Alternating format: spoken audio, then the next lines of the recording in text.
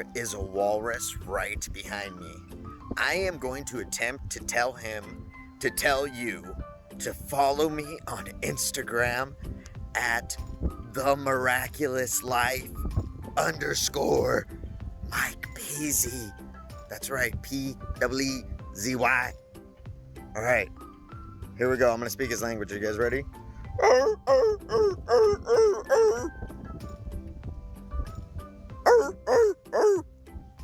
Nah, I think he's tired. What's up, everybody? It's me, Michael Paul. Thanks for tuning into the video. I appreciate it. Let's go ahead and hit like and subscribe, ding, if you can. I don't want to hold you up with all that mumbo jumbo and all that good jazz. That's a party sign in case you're invited. Anyways, so I'm here to tell you a story. This story is about the time that I met my guardian angel. This is an actual story that happened to me. I was 21. Yeah, I was 21 years old. Wow. I was able to buy a drink. How long ago was that? For some of us, that might have been a while ago. For some of us, we're like, oh, in just a couple more years. Anyways, so I was old enough to get a drink.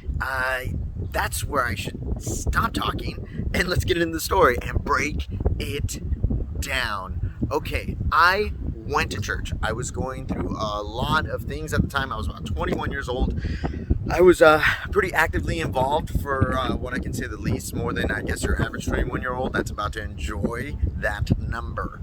Anyway, so I was really distressed at the time. I felt a little overwhelmed. I had gone through some physical health problems. That's a whole nother story. And I was going through things at home. I was looking for God.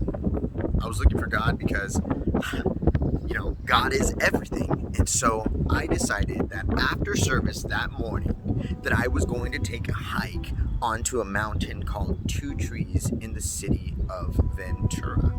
Now, anybody that knows this mountain, it's a challenging mountain. And not only is it challenging, but it's illegal.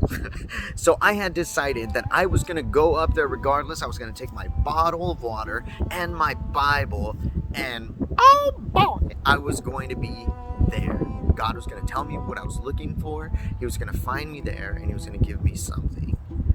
So I had the right intent of going. I packed up my car after service. I said goodbye to everybody, and I jumped in my automobile and drove up this windy road to lead to the entryway called Skyline. I see that it's coming up. I'm not too familiar with the neighborhood because I don't live there. And so I'm going about 35, 40, maybe 45 miles an hour. I say, oh my goodness, there's a stop. And as I go down to press on my brake, my water bottle was there. And this wasn't like the small water bottle. This was a giant Fiji water bottle that went under my brake. I couldn't squash the brake because the water bottle was full. I skid off of the main road entryway and over this like cactus looking plants that boom. Well, I was literally about 5 or 6 feet away from entering that person's house. I was just in so much shock at that moment. I thought that I could just go in reverse and my car would just easily reverse off, but nothing was happening. My wheels kept spinning. I'm like freaking out at this moment. I get out of the car and I look and there's green fluid leaking at the bottom of the carriage of my car. I don't know what to do.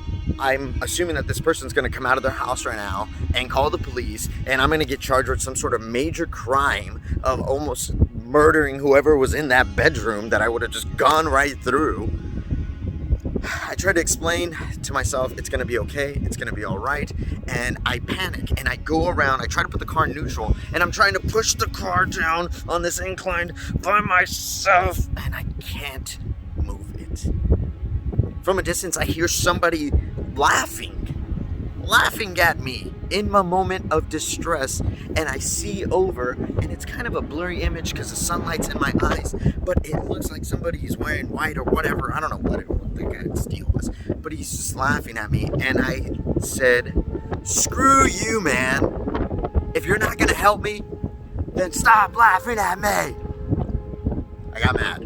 You would get mad too. I'm pretty sure you wouldn't use those exact words, some of you out there. So I'm trying to push the car continually. I don't know what to do. I'm hoping nobody comes out of their house in this moment, and then I see a white van pull up. And this was an older white van. It looked like a painter's van, but literally, like, it was all white. The only thing that had color on this van was its black tires. It was an old, maybe 1984, 1986, maybe it wasn't 86. It was maybe around that era of a Ford van. And the man that was laughing at me was the one who came out of the driver's seat. I was kind of blown away.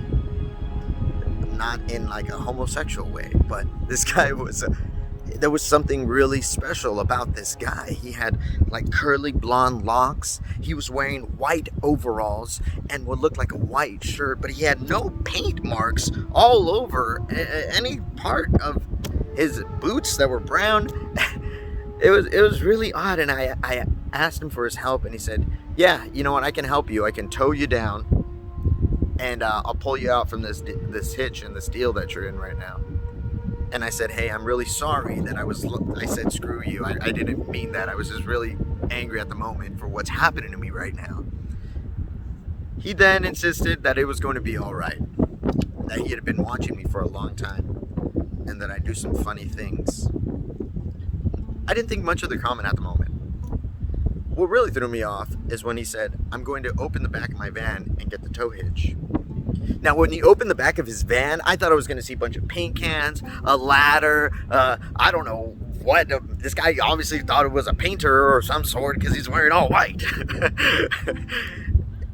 I open the back with him and I see what's in the empty van. There is nothing but a tow hitch and a long, thick chain. Again, I was just like, well, that's kind of odd. You have exactly what I need, and that's all you seem to have. All right. So he helps me, pulls it away, and I thought he was homeless. I didn't see any sort of anything in his car. And I offered him money. I said, look, man, I have a $50 bill right now. I want to give it to you. Please, let me give it to you. I don't even know your name. What's your name? Very peacefully and calmly, he gave a side smile and he said his name was Michael. And I asked him in the strangest way, like the guardian angel? And he said, I might be. You never know. He got in his van and he said, I'll be watching you. And he left. And the only reason I can tell you this story is because this happened to me. That next Sunday, when I went to church, I thought about that all 7 days. Who was that man? Was he just a stranger that was willing to help me in that moment that I was in need? Or was he sent by God? Was he my guardian angel? I think that I did meet him because the Lord confirmed it to me 7 days later on the teaching that our pastor gave, which was about angels in the heavenly realm. And I came to learn a lot. I took a class immediately after that because I wanted to know about angels and demons. Because we live in a world just like my sweater here. Can you tell me how many threads exactly it took to make my sweater? Can you tell me exactly threads of grass are there on the floor that are growing from the dirt? Can you tell me how many leaves are on a tree? You can't. So just like this stuff that it's here, it's intact, it's whole, it's physical, so it is that it can easily be ripped and shredded apart piece by piece. So it is in the world that we live in. We live in the physical world where everything is tangible and that we can touch and feel and hear, but there's also a spiritual world behind the world we live in. And sometimes, just sometimes, God may allow a spiritual divine intervention to come and help you, and not only to help you, but to show for his glory that he's in control at all times. I came to find out that there is a few different types of angels. There's the fallen angels that fell with Lucifer, 1/3 of the angels he took with him. Then there's, I believe, your guardian warrior angel, the one that goes to spiritual warfare for you, the one that fights those moments in temptation where you want to pick up your phone in the middle of the night and do what you know you shouldn't do. Or it could be the one that's going to protect you as you're heavily drunk to get in your car to go drive somewhere, and you mysteriously lose your keys for 5 seconds that saved your life or saved somebody else's life. It's those prayers from your grandmother and your mother and your father and your brothers and sisters that love you that send those angels out to go and work on God's behalf. That is your warrior angel. And I believe there's your messenger angel. And if I can be even more honest with you, I think some of us don't utilize our messenger angel as much as we should.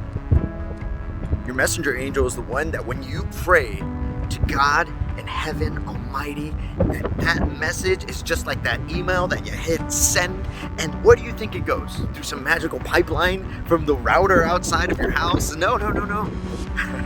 That is the same way that your angel works. He takes that message, genuine, sincere, heartfelt, the ones where you're broken, and he takes them to God on your behalf. So I think that God appoints angels at birth for the people he knows to be his children at one point or another in their life. So that's the end of my story of how I met my guardian angel. Don't forget to hit like and subscribe if you like the story. If you want to hear a little bit more content, I got a lot more videos coming up, as well as a few other ones that are actual stories of miracle moments in my life like this. Let's pray tonight, right now. Close your eyes at the end of this video and let's send a message. I'm sure God would like to hear from you. Have a great day and God bless.